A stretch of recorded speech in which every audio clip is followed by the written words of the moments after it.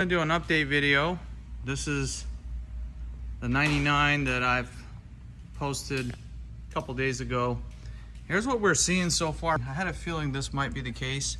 So the gentleman had this DOF IMS installed right here, and the issue with them is if it's installed slightly caulked, if this is not caulked properly, you're gonna get these rub marks right there, that black right there, and it's rubbing against the sway bar that goes through here. It's very critical to install these in the way where they're not gonna actually rub. So that's one issue.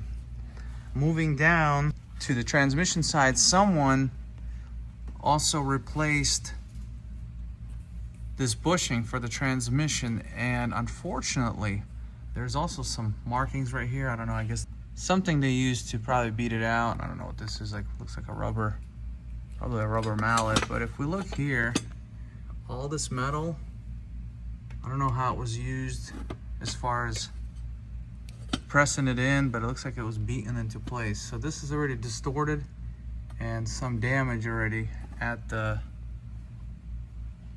slight damage here at the sides right here, but this is completely flattened out. So it's very critical when doing this stuff that specialty tools used, because you'll end up in the process of installing destroying your bushing, all that aluminum that's been beaten probably with a hammer.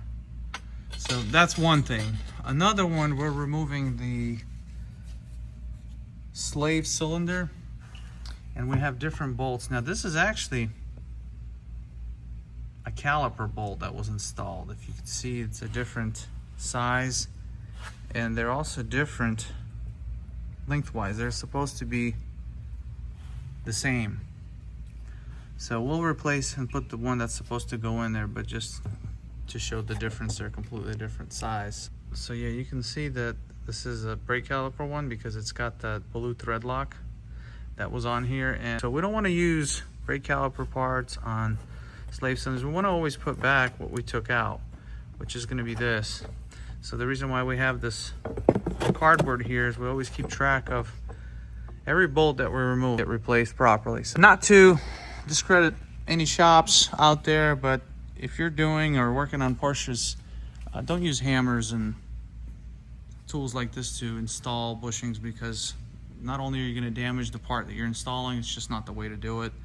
Hopefully we don't find anything else, but we're going to be removing this engine in probably another 30 minutes. We'll have this engine lowered. So here we have the engine out right now, and so far, yes, the clutch and flywheel, they've been replaced. Someone's actually replaced probably the seals. The bolts are not the same. We got Torx and hex here.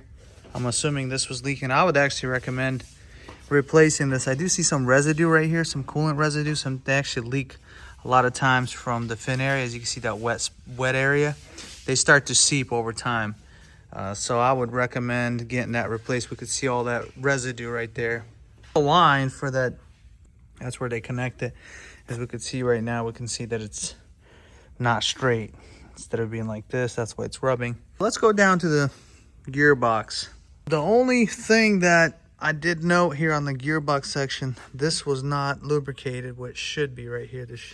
This whole section right here, it's fully rusted. I would have cleaned it up and lubricated everything as it should be. But the fork plastic adapter here for this guide is broken. It's been broken for quite some time, so it made a lot of wear in the actual clutch fork, which is right here, and we could see that wear right there. And what we would do in this situation, these old style ones have been replaced and updated to the 997 variant, so that's what we're going to install. The throwout bearing, all that's fine. It's just this section we would update, just because, yeah, you don't want to ride like this without the cap, because it's metal on metal itself is starting to seep.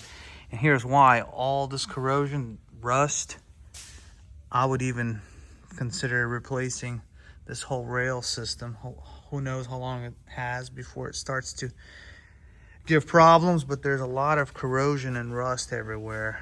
You know, here's our oil tube right there, same thing. Focus right now is to remove the valve covers and actually replace timing chain guides and test the actual guides themselves for function, because this car has 11 degrees negative of camshaft deviation. So that's what we're gonna do. But that's so far what we see. And then of course there's a lot of old components that we're gonna replace at the same time, rollers and such. And we're gonna smoke test it in a minute to see if there's a leak coming from the plenum adjustment that typically leaks on these. The engine in disassembly mode, your timing has been fully advanced on this bank right here. You can see the slots, so that's not good. I need to check our pistons to make sure there's no contact. And then if we come out and go to bank one, the bank one was actually in the right spot, which was on center right here. There was nothing wrong here, but this one was still showing 11. So we have the camshaft covers removed. Camshafts are also out of here. We're gonna be testing these adjusters right now. We have some significant wear on the bottom section, completely worn through almost. And then on this one, it's actually not too bad. So this was bank 2. And then if we walk over here and if we look closely now, this flywheel and clutch, they're brand new, so the other shop replaced it. I don't know who did this, but originally someone had this engine bolted back and the transmission bolted to the engine, and it looks like, from what I could tell, the thread, it was cross-threaded, and then they just broke the full aluminum section out. It's actually not supposed to break out like that. So that's one other thing we noticed when we were inspecting the cooler. Camshaft side, we replaced the adjusters with the known good ones that we had, because one of them definitely had a lot of slop. So we got them retimed. We also updated the cam sprockets from a donor that we had. That way it's gonna have the new style. The old style was a 2-piece. So yeah, both of these adjusters have been replaced. Here's the old ones. These are a 2-piece one that have a hard time getting the longer bolts, so we just replaced them to the new style sprocket, and they're much better anyways. Here's the old adjusters. This is the 5 and 4 chain. They just had a lot of slop in it, and they tend to rattle when they have issues, so it was a good time to replace it while we had everything out. Best is to really put new ones, but in this situation, what we just did is definitely going to be better than what we had in here. The whole purpose of these videos is to educate all the Porsche owners. Not everybody that claims to work on Porsches actually knows how to properly work on them and has the proper tools. The shops that really know what they're doing with Porsches are rare. Proper tools, and to do them right and not to damage them. For example, this 2026 GT3 Weissig package already has missing bolts because someone replaced the exhaust and forgot to install them.